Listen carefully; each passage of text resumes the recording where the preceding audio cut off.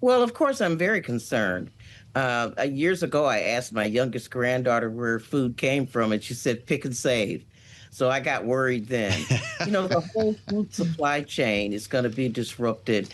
Everything from farmers planting their foods to actually people who will need and rely on SNAP.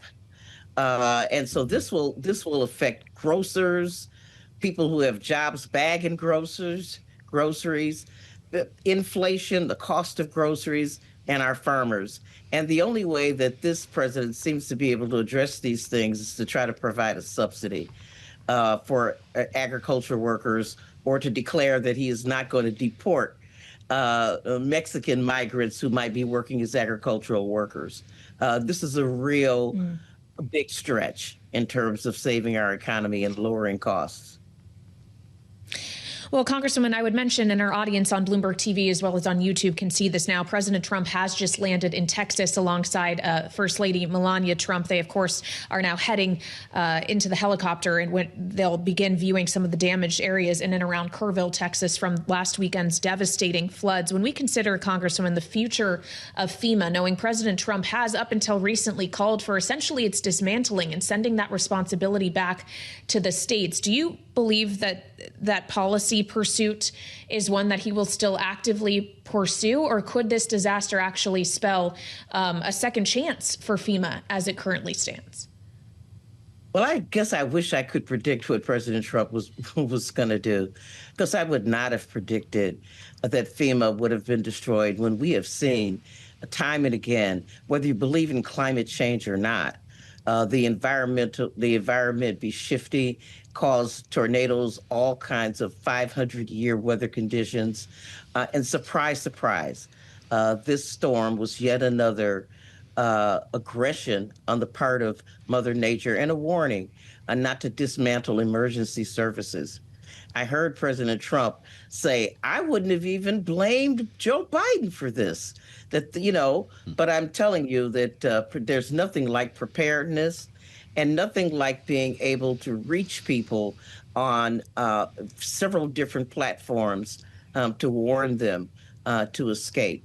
And so I think that it's fine for him to be there with his wife. That's where any president should be. And maybe it's better late than never. But I think that the agony and misery of this community is going to continue long after the cameras are gone, and long after Air Force One leaves. Well, it is pretty heartbreaking to consider 170 people still missing, Congresswoman. Texas is one of many states that has seen an influx in ICE raids. Of course, Texas is a border state and is no stranger to immigration security here. But I want to ask you about some of the raids that we have been seeing, in many cases by unmarked and masked individuals who are purportedly with ICE, or sometimes it's hard to tell, Border Patrol, Department of Homeland Security. You just signed a letter urging ICE to not deport undocumented victims of crime. Did you hear a response from the federal government, from the administration on this? Is there anything your office can do to help them? No, the response is hopefully forthcoming. There's nothing more frightening to me than think of someone throwing a bag over my head and dragging me away. This is so un-American, to not announce which law enforcement agent you are, demonstrating your badge number, and that you have the authority to take people into custody. This is very chilling. And I think it's being done deliberately to replicate the tactics of authoritarian regimes.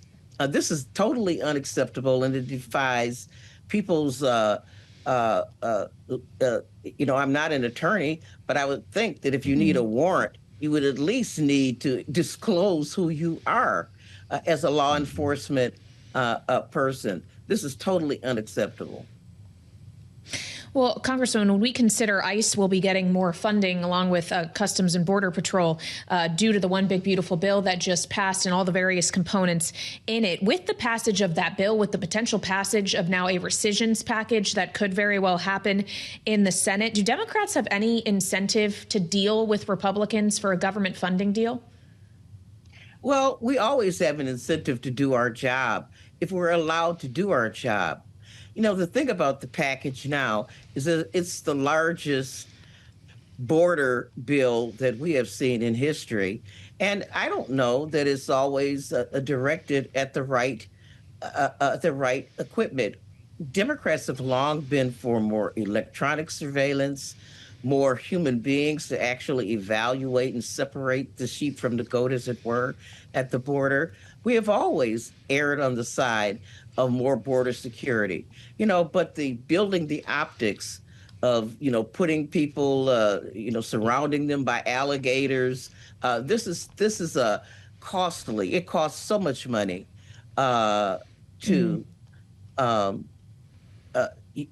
the optics, yeah. like Alcatraz, for example, it costs more money than it's worth in terms of incarcerating people. I think that the overkill is not only bad for people's personal rights, but for our budget.